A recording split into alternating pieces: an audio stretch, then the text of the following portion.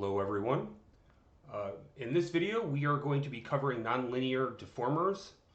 We will also be covering the lattice deformer as well as the wire deformer. Let's see. We have this flyout right here, but let's find it. Under deform, nonlinear, just tear that whole thing off. We'll go with that one first. Make sure you have your outliner opened up. As you can see, I have a bunch of cylinders here that I've made in advance. You can check out the settings here if you want. 4, 8, 8, 1. Let's see, and I just duplicated those and moved them to the side. And then I have a plane over here. It's 50 by 50 divisions. Let's start with this one right here. We're just going to select it. We're going to hit bend. Nothing has happened, but you see the bend handle appeared over there. So we know the operation was successful. We also see the input over here. So now this can be addressed a couple of ways. We could always, of course, mess around with this right here. Instead, we're going to hit T, and that's going to bring up these little blue dots. I'm going to grab this little blue dot and move it. I'm holding the left mouse while dragging back and forth. This is very easily animated. These are all keyable attributes over there. So we have that covered. Let's see, let's bring this one down. So you see this actually limits the effect of the deformer.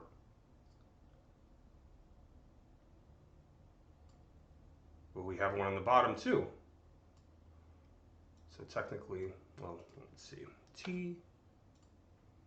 You have to hit the bend handle. All right, so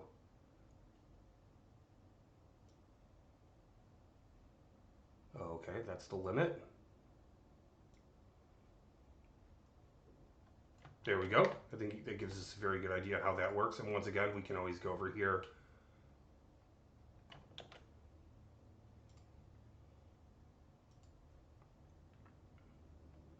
Oops, I selected the bend handle. Under inputs, go to curvature,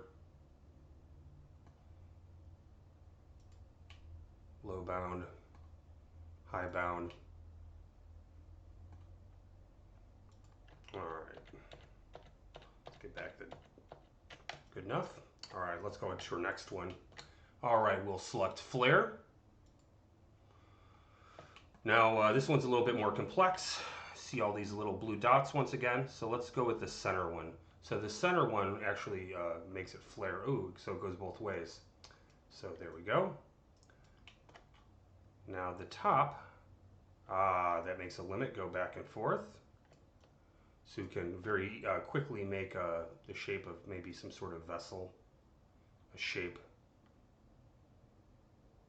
hookah. All right, so let's grab the other ones. So those allow us to go to the side. Now I'm going to Control Z, make it a little bit smaller. Once again, same thing occurs on the bottom. We have these additional controllers on the side. Very, very intuitive, very easy to work with. All right, so let's select this one. Let's go with the sine wave. Let's hit T. So it looks like we only have 3 of them on this one, so that'll be easier. All right, so let's grab it. Oh, there we go.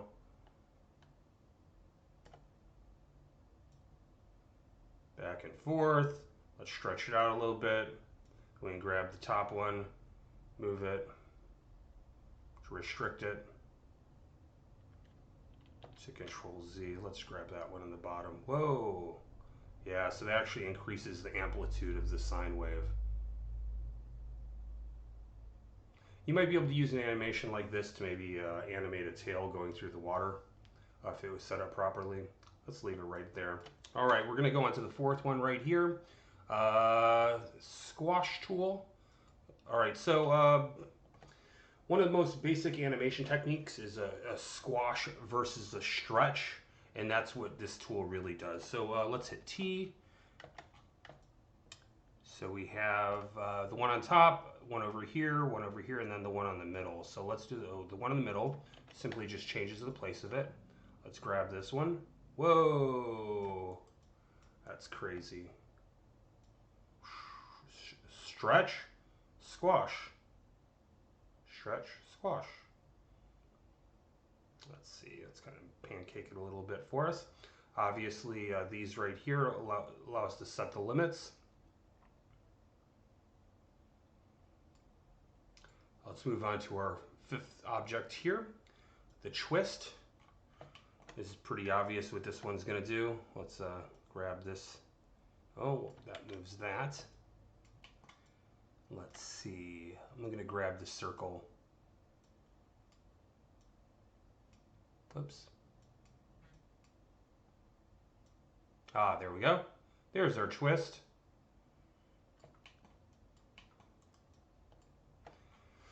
It'd be even more effective if we had more geometry. Let's see, I'm going to grab the top circle. I was trying to anyway. We can grab the bottom blue circle. It's a T on the keyboard. We can just select the twist handle. So we move that up, set the limits once again.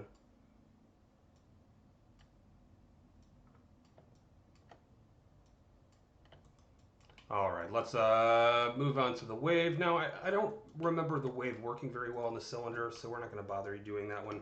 Just delete it. Let's go over here, apply the wave. Once again, we know it's successful. We have a handle over there. We have all of this here.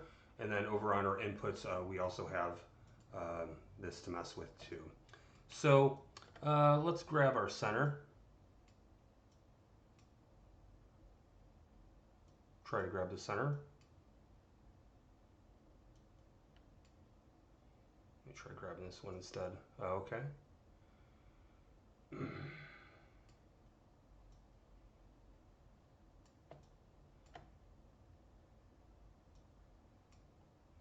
There we go.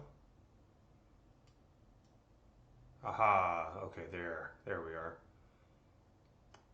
It's kind of tricky grabbing that one, but either way, I think it's worth the effort.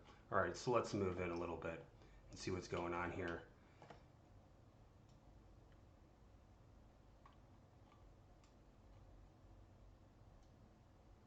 Whoa, so we can change our amplitude, I believe. Let's see. This one and this one up here. Once again, these are easily animated. This could very much be the surface of water after a drop hits it. Let's see. That one increases the amplitude.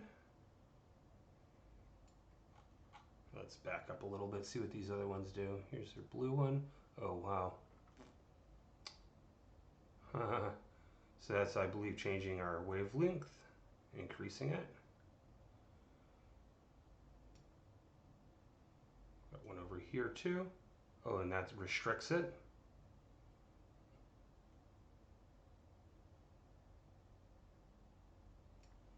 Once again, we can always go over here and mess with stuff too.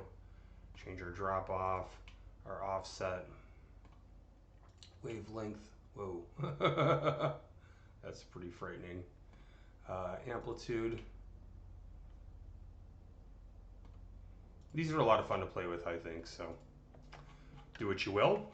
All right, so now that we've done that, let me just delete all those. We don't need them. All right, so first, let's go with our wire deformer. Let's go, actually, we do need a cylinder. There it is. I'm going to make it a little bit more squat. Okay. Now that's selected, we're going to need to make a curve. So when we make our curve this time, let's see, make it from the front, and we are going to hold X so it'll be snapping to the grid as we move it around. I'm actually going to hit Control H, make that thing hidden. It'll be easier to make my line without it. All right, create curve tools. Let's go with the EP curve tool. I am going to hold X on the keyboard, left mouse. So we want to make sure we have at least a few divisions for this thing. So, all right, that should be enough. All right, so if we right click, we got control vertices. All right, cool. All right, so I remember this one being a little bit tricky. I remember kind of sitting around trying to figure out what was going on. So let's see, shading, wireframe unshaded. Hit space bar, it's going to perspective mode. All right, so deform, wire. All right, so let's just click it.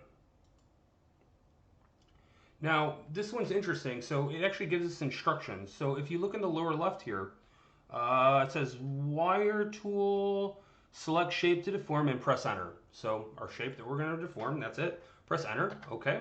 Now it gives us our next set of instructions. If you look, once again down here, wire tool, select wire curve and press enter to finalize the operation. Okay, so we could just select it. Let's just select it right there. Hit enter. Now the operation is complete. We see it, we have our curve group here.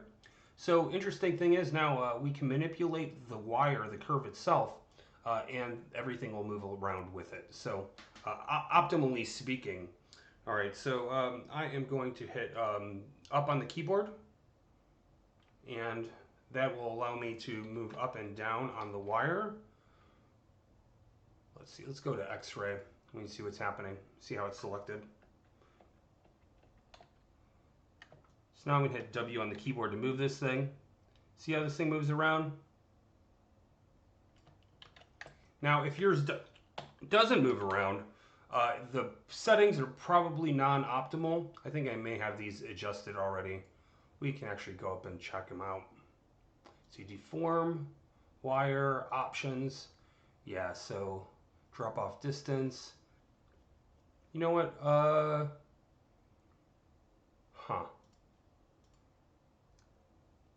Yeah, it's working okay, but it would be even more effective, I think, maybe if I had adjusted these even further. But either way, you see how it moves along with it. The more resolution, obviously, the more smooth the movement will be as well. So that is our wire deformer. One way I like to use the wire deformer is to animate characters' mouths. So what I'll do is I'll have the head created, low mesh polygon, maybe even high mesh polygon for that matter. Then I'll make a circle, a NURB circle with several spans, several divisions. So we'll have a number of control vertices to work with. Then I'll actually bind it to the head. And then I'll move the wire around in order to create different shapes for the mouth. So that's how that might work. There's a lot of ways to use these tools. I think they're extremely powerful and they're fun to use too. So, all right, so let's do one more thing here. We are going to, let's make a, well, they call it a torus. I like to call it a donut, but whatever. So let's see, let's make our donut. Let's move it a little bit. All right, so I want to get out of X-ray mode. It's kind of ugly. All right, so let me select it. I'm going to go over here to deform. Let's see, let me just tear that off so we can look at it for a second. Right here, lattice. Now, if we want, we can click and we can add the specific amount of divisions. Something tells me I think I have the default settings here. Just go ahead and hit create. Now, see how this box has been created around it? That way, well, you know the operation was successful. So once again, we can hold the right mouse down over anything and we can go into component mode. We can go to lattice point. So what happens is, more or less, is the mesh inside moves around with the lattice. So let's see, let me just take those. I'm going to hit W. I can just move it around. I can move it around. I can hit R on the keyboard and then I can scale it out. I can grab this. I can hit E to rotate it. I can rotate that way if we want. But once again, these lattice points, I believe, are also keyable. So it'd be very easy to create a very simple and easy animation using these two. So smooth that out. No longer looks like a donut. Let's see, let's go a little crazy. But I think you guys are getting the point. Once again, these deformers, generally fairly easy to use. If it's not making sense, make sure you look for some instructions on the lower left, like you have to do with the wire deformer. Thanks for watching, guys. See you in class.